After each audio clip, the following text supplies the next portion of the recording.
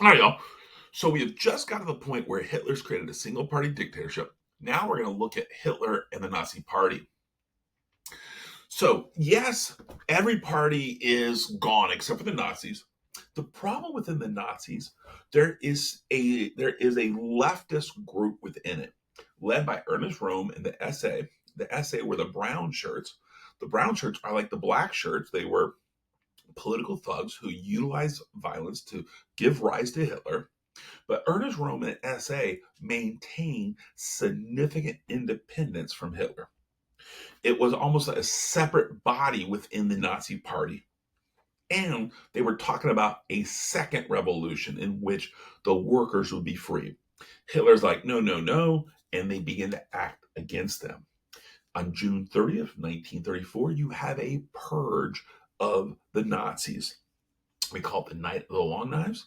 And this was when Heinrich Himmler utilized his new SS, so we'll talk about it in a second, to basically kill hundreds of SA leaders and Ernest Röhm. They assassinated him. So now all of a sudden, any of the Ernest Röhm, the rival of Hitler, is now assassinated on the Night of the Long Knives, which really ushered in Hitler's position as he alone is in power.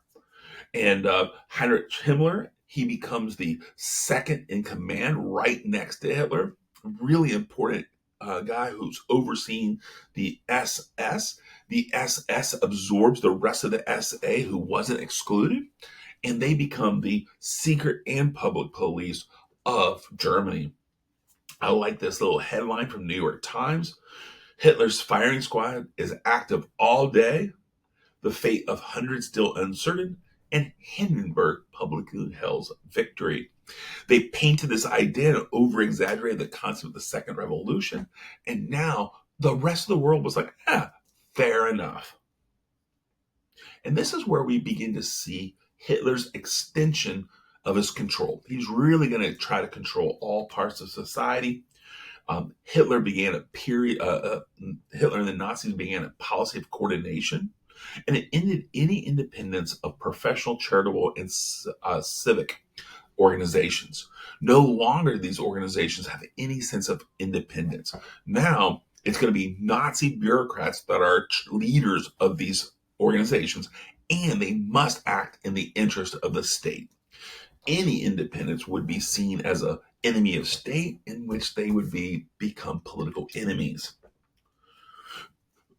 Hitler and his cronies blacklisted literature that included democratic, socialist, and Jewish writings. They did not want any alternative opinions. They're going to consolidate the power through censorship. Modern art and architecture was prohibited as being degenerate. He rejected jazz music, rejected the modern art and modern architecture, and he's really going to create, he really wants to see art in a more appropriate way. And that appropriate way is the way that he painted. It's going to be, it's all about power, strength, and realism.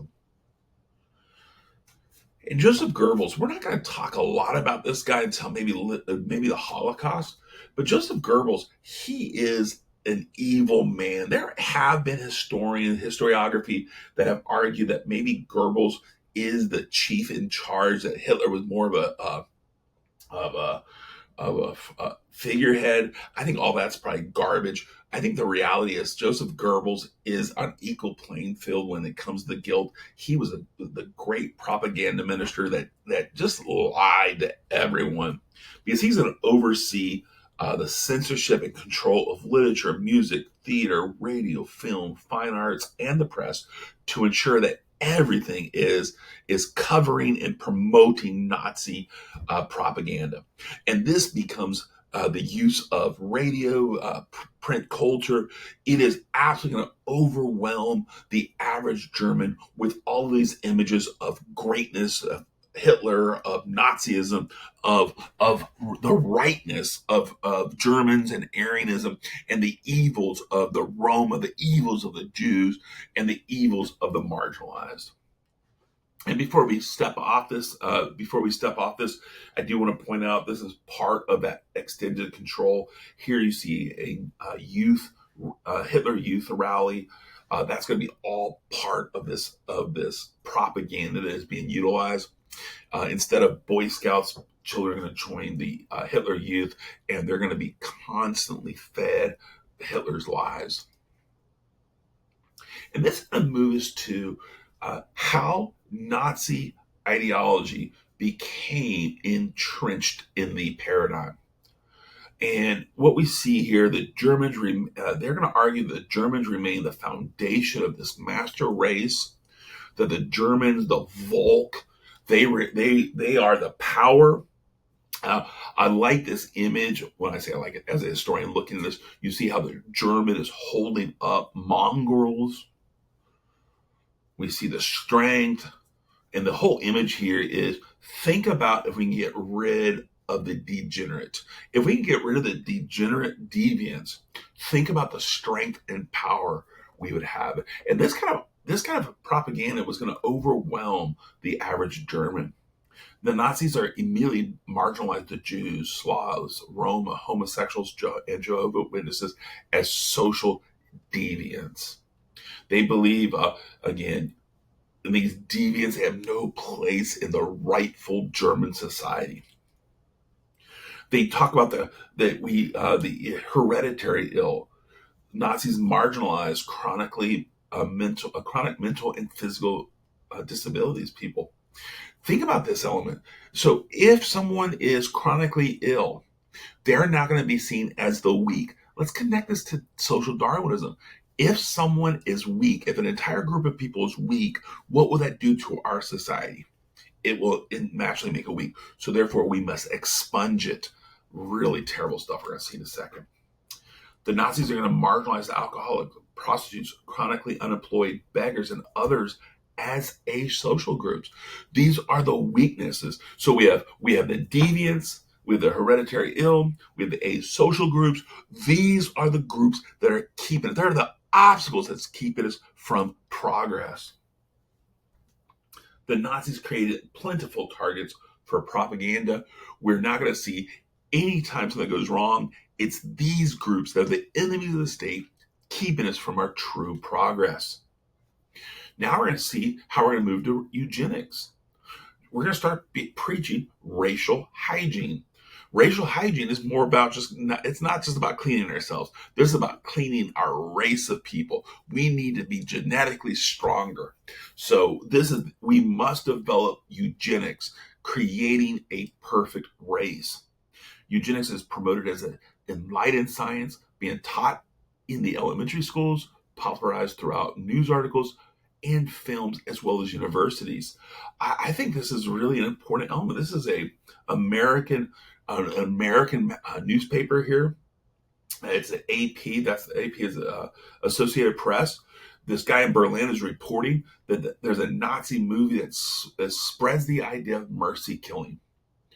The idea that if we can utilize euthanasia to execute, to rid ourselves from these people. So thousands of people are being ostracized and oppressed by cultural norms.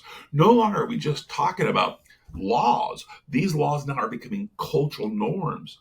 And in 1938, this is something I have never heard of, and I'm going to fact check this myself and kind of look at it.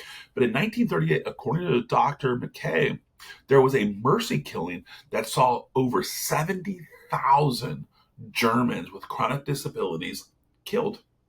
That's what euthanasia is, the quote unquote mercy killing. Now we don't have to drain our resources on the weak. Again, really shocking moments here. And that's going to lead us right to Nazi anti-Semitism. The Jewish menace became a focus on propaganda. In 1933, Professional Civil Service Restoration Act removed any Jew from civil service. No longer could a Jew serve the government. No longer could the Jew be a mailman. A Jew cannot be trusted and must be excluded from the workforce. This was part of the Enabling Act in which the Nazi Reichstag, was able to do it. In 1935, we have the Nuremberg laws. Here we see a great illustration here of what they are. If you want to pause, you can read that. But the Nuremberg laws basically took away citizenship from Jews. It didn't matter if the Jews had been here for multiple generations. Jews were not Germans. Remember, that goes back to the anti-Semitic jargon that we talked about, the rhetoric. Remember, Jews were stained with their Jewishness. What happens if they had converted to Christianity, where they're still stained, they're still mongrels, they're still holding us back? And the Nuremberg laws now is going to force the Jews to publicly identify and basically throw away their citizenship. The Jews became the enemy of the state. There's no due process available. If someone identified a Jew as guilty of a crime, they were guilty. They're alienated. They're ostracized. There's much anti-Semitic hate. And this is going to usher in the worst moment of anti-Semitism, Kristallnacht. November 9th and 10th, it's the largest pogrom in history. The Nazis destroyed synagogues, Jewish businesses, and Jewish homes. This is a great image that really illustrates. Here you have a Nazi leader just destroying, breaking windows, most likely going to initiate a fire there. This is what the aftermath of it looks like. Here are people looking into the shatteredness of the broken glass. Those businesses are no longer really able to be businesses. Jews were arrested and forced to march through the streets with signs claiming that God will not forgive us. And here we see an illustration of that. By 1939, 300,000 of the 500,000 German Jews had immigrated, abandoning wealth and belongings. From what I understand, they were able to leave with the clothes on their back and maybe a suitcase. Nothing else. They were escaping for their lives. And you might ask, why not the other 200,000? Not everybody had money to escape. Remember, most of the Jews were Ashkenazi Jews. They lived in, up till the last generation, they lived in ghettos. Now they're going to be forced back into ghettos, and any of wealth they've accumulated will be ripped away after Kristallnacht. Now I want to pause here